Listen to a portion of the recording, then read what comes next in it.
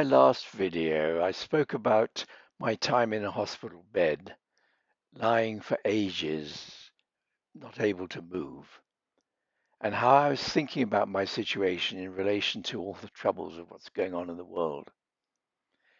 And I said how I had experimented with a meditation, which I'm now told is called metta, Buddhist meditation, where you sort of, as it were, feel love in your heart, and then you spread it out to your body, to the world around you, family and friends, to your country, and out to the whole world.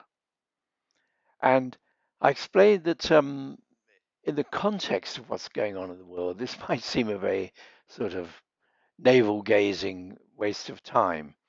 But I pointed out it actually did do good because it was healing for me and it's a healing thing to do. And therefore, it also was good for the people who were caring for me because it helped the process. I explained that the difficult bit came when I tried to extend it out to the whole world because there are things happening out there that make me feel very angry. And I gave, for example, Putin. What he's doing to Russia makes me feel very angry. So, how was I to extend love out that far? And I said what I found myself doing was empathizing. I have experienced when you suffer a delusion, how it can affect your behavior. And someone who suffers delusion that he's a God given savior of his country is carrying a hell of a burden. Hitler suffered that delusion. And look at the damage he did to Germany while he actually thought he was doing good. So, in that sense, I could feel sorry for Putin and for the people who are influenced by him for the damage they're doing. Now, what I didn't emphasize enough was, you might say, did that mean I was no longer angry? And the answer is more complicated than that, because actually I remained angry with what was happening, but it changed my relationship to that anger.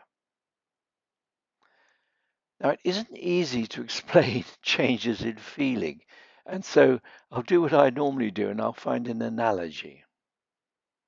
The analogy, I'm going to compare anger to heat and point out that heat can be very destructive, but it can also be very useful.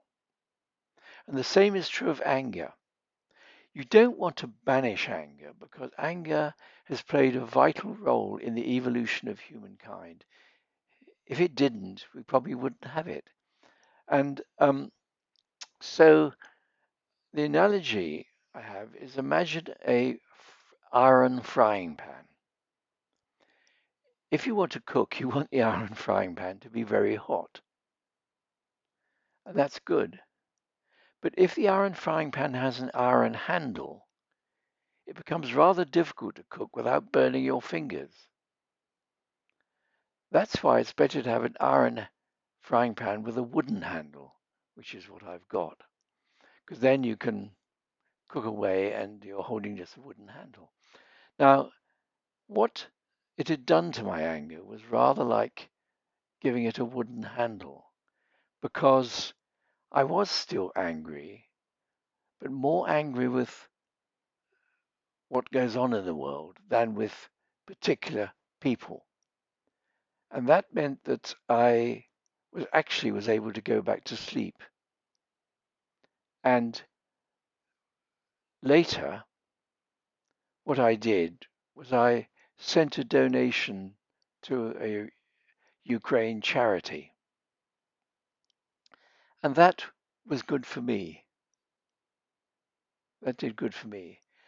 And I could feel that in a very small way, that donation was helping Ukraine.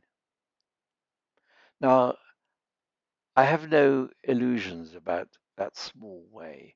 Because, of course, what Ukraine needs is billions, as promised by Europe and America.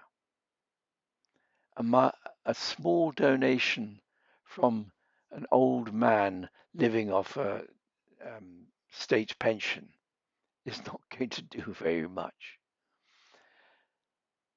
But the answer to that was provided for me by a local politician. In South Africa at present, we've got elections coming up, and there are a lot of new parties. And I went to a talk by one of those new parties where he explained his principles and what he wanted to do and everything. When it came to question time, someone said, "What are you doing about funding?" And his answer was very interesting to me because he's pointed out the normal thing to do is you go to a very rich person and ask for a huge donation. And that sets your party going, the expensive business of running a party. He said the problem with that is that even if you and the donor have the best intentions, it's very difficult not to be affected by the person who's giving you the money. For instance, if it was an oil company giving you the money, you might agree that you don't want to be influenced by them, but it's very hard to go the whole green policy hog if you know that you've been paid by an oil company. In other words, but generally in a much more subtle way, you're liable to be influenced if you set a lot of money from one person or one company. So what he said is it's far better, almost infinitely better, to receive 1 rand from 1 million people than to receive 1 million rand from one person. Because 1 rand from 1 million people means you're not just a political party, you are a political movement. And that is really worth having. And so, just in those terms, when I give my measly contribution to a Ukraine charity, I'm actually becoming part of a global movement that is against bullying autocratic regimes. And that to me was a very worthwhile thing.